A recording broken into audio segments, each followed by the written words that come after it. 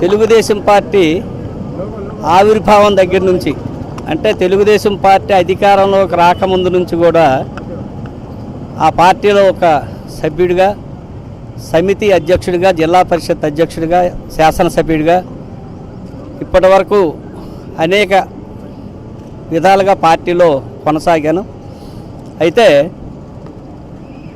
చంద్రబాబు నాయుడు గారి తాలూకా పరిస్థితి రోజు రోజుకి చూస్తే ఎక్కడికి దిగజారుతున్నాడో తెలియదు. ఈ రాష్ట్ర ప్రజానీకానికి రక్షించడానికా, లేకపోతే ఆయన్ని ఉనికిని కాపాడుకోవడానికి ఈవేళ రాజకీయాలు చేస్తున్నాడా? మేము అసలు ప్రజలకు ఉపయోగపడుతున్నామా, చంద్రబాబు నాయుడు గారి ఎదుగుదలకు ఉపయోగపడుతున్నామా తేల్చుకోలేని పరిస్థితి. మొన్న పార్లమెంట్లో వీకర్ సెక్షన్స్ కోసం ఒక బిల్లు పెడితే రాజ్యసభలో దాన్ని మద్దతు ఇవ్వడానికి బదులు తన మనుషులను ఆబ్సెంట్ చేసి ఉద్దేశపూర్వకంగా ఆయన నాలెడ్జ్తో, ఎందుకంటే ఒకవేళ నిజంగా ఆయన కాదని వెళ్తే వాళ్ళ మీద యాక్షన్ తీసుకునే పరిస్థితి కూడా లేదంటే అందులో ఆయన మిలాఖత్తై అటువంటి ముఖ్యమైన సన్నివేశాల్లో కూడా ప్రజానీకం తాలూకా బాగోగులను పరిశీలన చేయకుండా వెనక్కి రావటం ఒకటి. మొన్నను శాసనసభలో అధికారయుతంగా రేట్ల పైన అసలు ఆయన పెట్టాల ప్రధాన ప్రతిపక్షంగా ఈవేళ ప్రజానీకం ఎదుర్కొంటున్న సమస్యలు కానీ ప్రభుత్వ విధానాలపైన ఆయన మరి నో కాన్ఫిడెన్స్ మోషన్ పెట్టాల.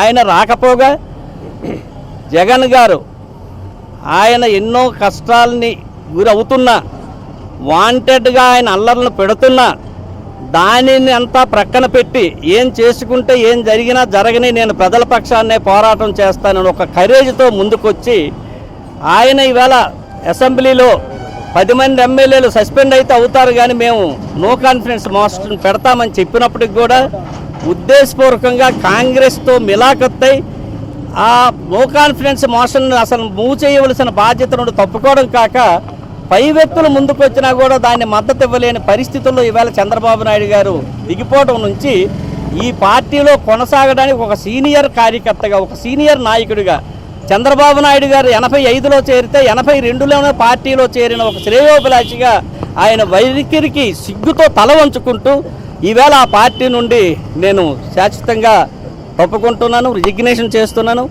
ఈవేళ ప్రజానైక్యం తాలూకా ఆశలు కానీ ఆశయాలను కానీ నెరవేర్చడానికి మరి ఒక కరేజ్ ఉన్న నాయకుడిగా ఎన్ని అల్లర్లు పెట్టినా, ఎన్ని ఒత్తిళ్లు చేసినా ప్రజల పక్షాన పోరాటం చేసిన ధైర్యం నాకుంది, నేను తప్పు చేయలేననే జగన్ గారు ముందుకు రావటం మనస్ఫూర్తిగా ఆహ్వానిస్తూ ఈవేళ ఆయన్ని మొట్టమొదటిసారిగా పలకరించిన తర్వాత నా ఒళ్ళు పులకరించింది. ఎందుకంటే ఈ రోజుల్లో ఇటువంటి లీడర్ కింద పనిచేసిన నాకు కూడా వయసు చాలా ఎక్కువ అయినప్పటికీ ఆయన నాయకత్వంలో పనిచేసిన ఈ కాలంలోనైనా ఒక మంచి నాయకుడితో ప్రజానీకం తాలూకా సమస్యల పట్ల పోరాటం చేయడానికి అవకాశం దొరికినందుకు సంతోషిస్తూ బయటకు వచ్చాను.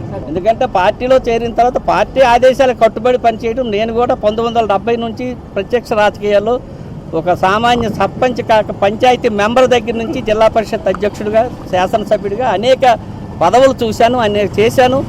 నాయకత్వాన్ని మనం గౌరవించడమే మా తాలూకా అలవాటు. కాబట్టి నేను ఏదో ఒక టికెట్ ఇమ్మని కానీ లేకపోతే నాకు ఏం చేస్తామని మాట్లాడడానికి రాలేదు. ఆయన పట్ల విశ్వాసంతో నేను పార్టీలో జాయిన్ అయ్యాను. నా సాయశక్తిలో పార్టీ అభివృద్ధి కోసం నేను కృషి చేస్తాను.